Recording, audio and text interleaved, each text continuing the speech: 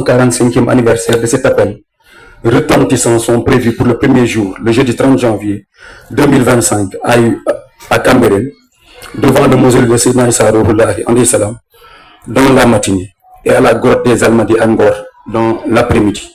Le deuxième jour, le vendredi 31 janvier, les manifestations religieuses se dérouleront à Yoff Layène le matin avec la cérémonie du Yor Yor et une cérémonie officielle dans l'après-midi.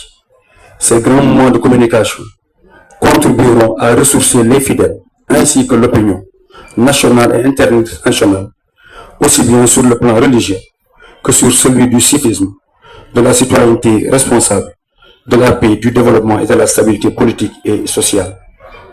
Justement, le thème choisi cette année, comme l'a dit le coordinateur, est valeurs islamiques et développement durable à la lumière des enseignants de Seydina Limamou-Lahi alayhi salatu wassalam.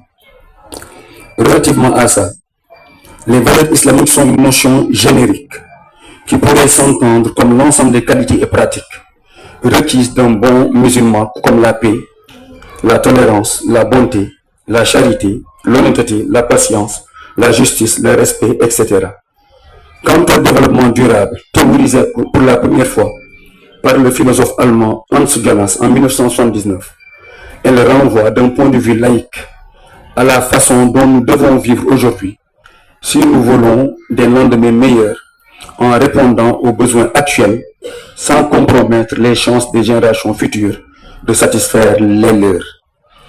Il s'agit donc de développer des modèles économiques qui favorisent l'efficacité des ressources, la stabilité sociale et la protection de l'environnement.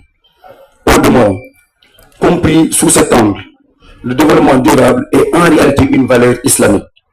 En effet, l'islam ne conçoit pas le développement que du point de vue matériel, mais d'un point de vue plus englobant, mettant en parfaite congruence des considérations certes matérielles, mais également spirituelles, sociales, environnementales pour un équilibre global et harmonieux.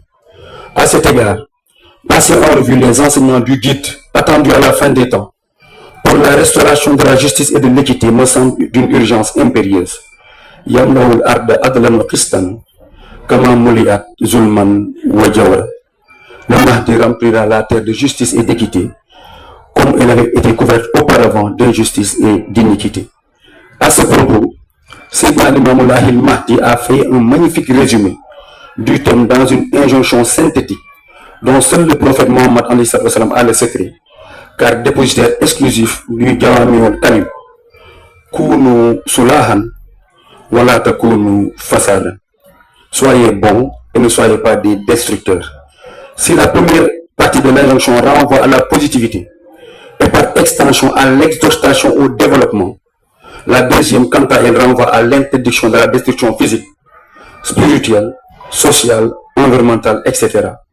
Les échanges, présentations et débats au niveau des télévisions, des radios et sur les réseaux sociaux permettront à la commission scientifique d'approfondir ce thème et prouver s'il en est encore besoin son intérêt et sa pertinence.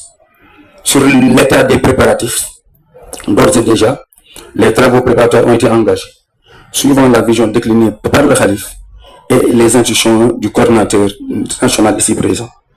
Sous son autorité, le bureau du groupement central des Laïcs, en relation avec la fédération des Daïrs, les commissions mises en place et les associations phares de la communauté, s'est alors organisé en vue de la réalisation des objectifs, notamment la rationalisation des dépenses, l'identification des suivis des travaux, un bon suivi des plans d'action, une bonne coordination avec les services de l'État et des tournées de mobilisation des ressources financières. À cet égard, à la suite de la remise des lettres fixant le montant des participations pour chaque localité, les différents responsables dans les localités, en particulier les représentants des khalifs et les dirigeants des différentes organisations locales, se sont mobilisés pour une réussite de la journée de qualité qui s'est déroulée le dimanche 19 janvier dernier à Dakar. Nos félicitations à